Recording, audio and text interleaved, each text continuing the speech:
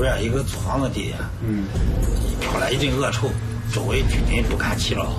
有胆大的就是闯入就进入这个租房住，然后查看了一下，发现地上呢有这个不明液体，特别恶臭。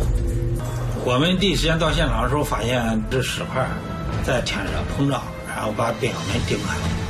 里边尸块经过清点，一共13块，3块是一个完整的